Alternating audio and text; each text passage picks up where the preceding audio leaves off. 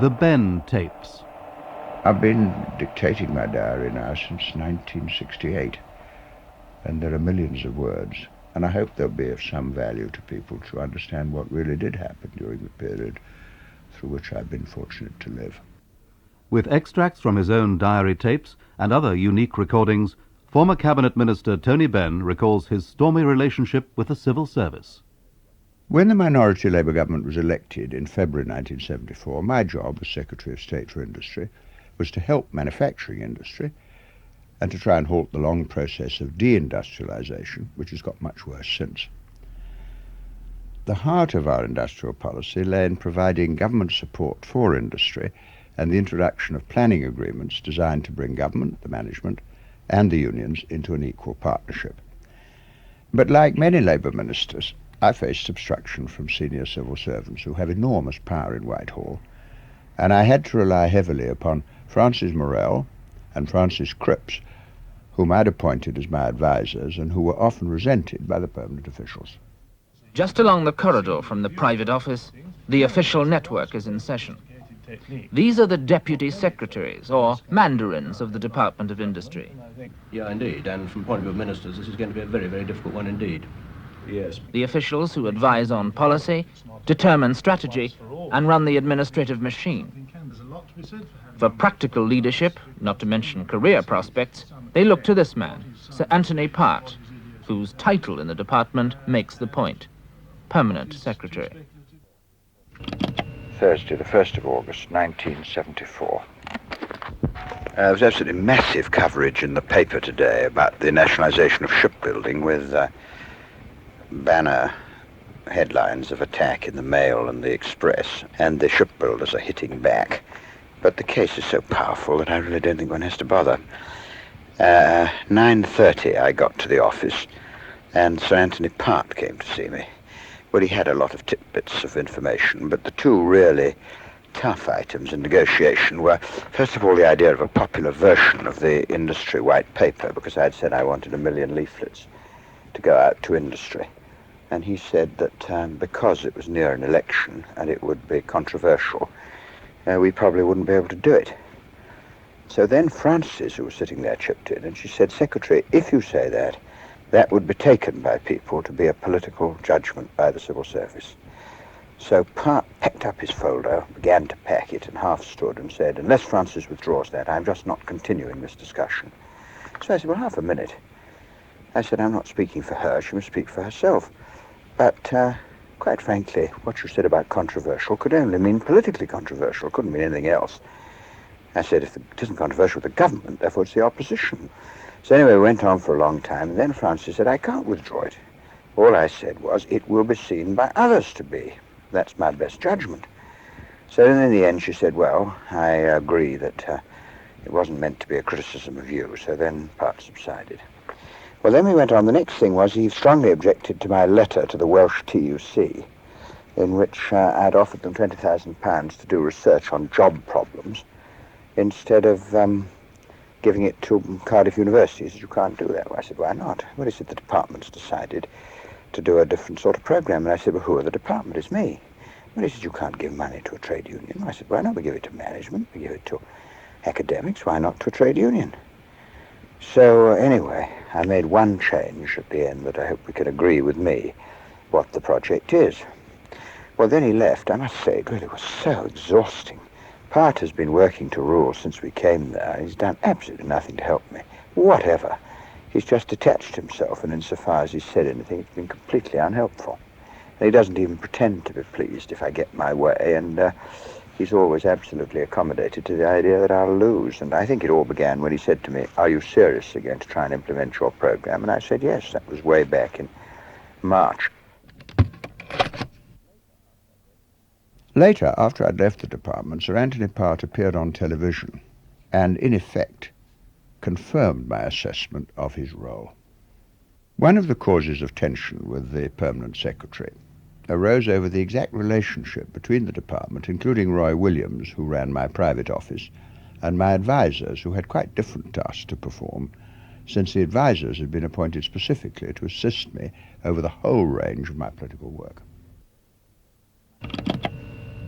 Monday, the 21st of October.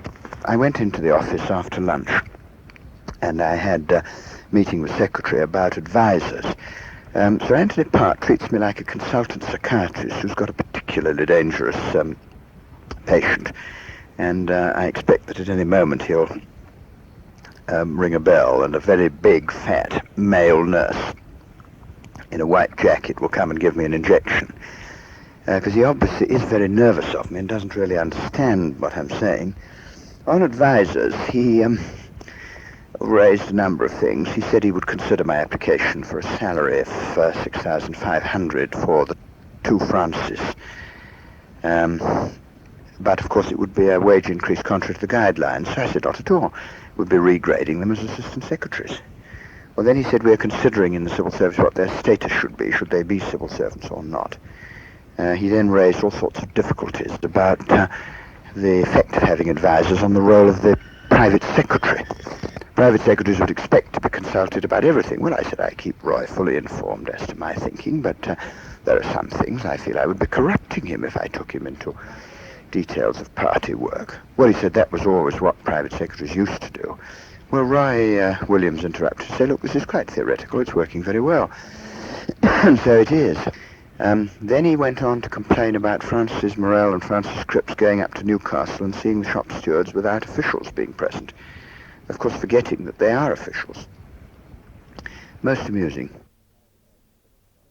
Friday the 25th of October, Secretary came to see me, and we had a long talk, and we discussed various things, but what it really came down to was that he was unhappy about the relations between me and certain civil servants.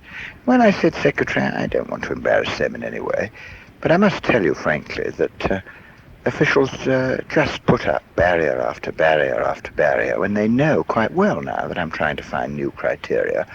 And if they don't believe that worker enthusiasm is worth anything, for example, in a proposed workers' cooperative, then why don't they say, well, let's pretend it's worth 5% and rework the figures on that basis. Try and help me instead of simply obstructing and stopping and being difficult. And I said, I feel as if I'm swimming up Niagara Falls all the time. It's very exhausting for me, too. Well, then he said officials had also been very shocked indeed that I had described the planning agreements as an extension of collective bargaining to bargaining for power, and he had noted the words down at the time. And I said, I'm very sorry, but what did you think the fundamental and irreversible shift in the balance of wealth and power was all about if it wasn't this? I said, I've made endless speeches about this over the years, and you must take them seriously. What I'm trying to do is to take the enormous power of the trade union movement and to harness it to productive effort. The permanent secretary, Sir Anthony Part. He is 59 and the longest-serving permanent secretary in Whitehall. He has worked in 4 departments of state, and his tussles with Tony Benn in industry were legendary at Westminster. Some of the policies that he was suggesting were pretty radical, but we slogged it out between us. What's your style of slogging? Well, I would first of all try and persuade him that he was wrong, and if I thought I wasn't getting anywhere, I'd try something a bit harder, and we'd really start hitting each other verbally across the table. How hard would you hit him? Oh, quite hard. Quite hard. And, you know, I would say that's bloody nonsense. And he would say, well, that's the way I'm going to have it. And I said, all right, you're the Secretary of State, that's the way you want it, you have it that way. Well, then he said, well, Minister, Secretary of State, the problem is that you're trying to proceed with 7-league boots, and we think you've got to go more slowly. Well, I said, maybe 7-league boots, but I've been in the department for 7 months, and I'm not aware of having done anything, made any progress at all. I've spent no money, got no legislation through, and I'm trying to get some indication that things are moving at all. Well, then he said other officials felt that I was very difficult to work with, and although they were absolutely loyal to me in interdepartmental discussions, officials in other departments said on occasions, your minister's gone completely off his rocker on this one. Well, I said, maybe that's so, but my view is perfectly straightforward. I try to say the same thing at Labour conferences and in Parliament and in the department, and I'm not so sure that these ideas are very absurd. Of course, I'm in a minority in the cabinet. Ah, well, he said, you're thought of as a devious minister who mobilises people outside in support of your view in the cabinet. Well, I said, that's what it's all about. Of course I do. Of course I go to where the support is, which is largely in the trade union movement. But I said, I'm not devious. I do it all through the office phone. Roy Williams knows what I do. And that's the position. There's no secrecy about it. That's the way in which I actually work. Well, he said, you know why I came to this department, don't you? And I said, no. Well, he said it was because Sir Richard Powell, the former permanent secretary, couldn't get on with the minister. And I came. Well, I said, I depend upon you entirely. You built up the Department of Trade and Industry into a massive department. You handled the 3-day week with such administrative skill. And now we've got to get this new policy through, and I rely on you entirely. And then Secretary went off. He really is an impossible man. Of course, I would get rid of him if I could, but I know if I tried, I couldn't. But Roy Williams said it was quite untrue to say that all officials found me difficult to work with. And there were a lot of them who were extremely attracted by the ideas and loyal to the ideas. And he thought Secretary was speaking more for himself, and that it had all been summed up in his bit at the end about ministers who couldn't get on with their permanent officials. And whether he was threatening he was going to resign or not, I don't know, but there was a sort of vague hint of warning in it. Then finally, later, about 8:15, it was so late, and I had 2 boxes, so I got in my car, drove home, and Ron brought me to Stansgate about 11. Very nice to get away, and Carol was there with Joshua, and I went to bed. Towards the very end of my period as Industry Secretary, before Harold Wilson reshuffled me, I recorded in my diary the underlying problem that faced anyone trying to implement the Labour manifesto on which we had been elected. Unhappily, some of this opposition came from inside the Labour cabinet itself. Wednesday, the 26th of February, Joe Ashton came in, we had a talk. Then Francis and I debriefed them on what had happened, and we all went and had a meal in the cafeteria. Joe Ashton said there are only 2 sorts of people who can defeat the civil service. One is the public school boys, the other are the Arthur Scargills. Well, I said, I don't think anybody can beat them. You've just got to have the trade union movement with you, and it's the combination of external pressure and a bit of skill inside, and you're home dry. And of course I do now see the whole thing in terms of class. This is the point I made when I talked to the Financial Times at lunch. I've been awfully slow to see it. But it's the only way you can make sense of any of these problems. Namely that the civil service is defending the class interests of owners and professional people, and the unions are pressing for change, and industrialists don't worry a bit about government intervention. They're not a bit worried about it. What they're worried about is the thought that there might be more power for their trade unions. So it is the next round of the Industrial Relations Act, and whereas they're trying to clamp on the unions, we're trying to liberate the unions. And in the cabinet, it's the Tony Croslands and the Jim Callahans and the Roy Jenkinses and the Dennis Healers and Harold Wilsons, who hate the idea of the unions having a say. And what I'm doing is working with the unions and for the unions. And now I see that, I don't have the same hesitations and doubts that I used to have about working out what's what. Well, then I went and voted with a heavy heart, but I've got so many battles on the plate, we can't do more than that. Well, it's now 2:10 in the morning, and I'm absolutely exhausted by the work, but I must do the diary at night, because I do think that is the most important contribution that I'm making at the moment. It's not the battles.